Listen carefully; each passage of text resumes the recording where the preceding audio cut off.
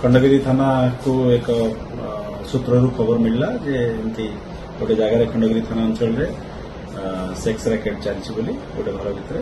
police तत्क्षणात जाइए सेठारे red मारिथिला एवं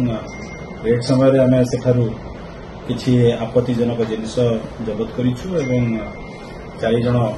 युवती ताको भितर नाबालिक मध्य अछंती बोली आम संदेह करूछु सेटा वेरिफिकेशन चलीछि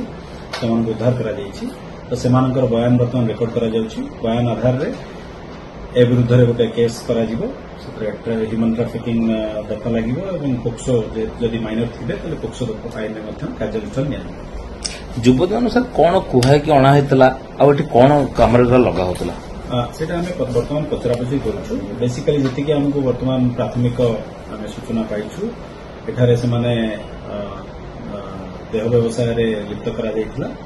तो सेमानंकु ट्राफिकिंग करा जायतिला बोली हमको सूचना मिलुछि तो सेही हिसाब रे आईनगत कार्यानुष्ठान निया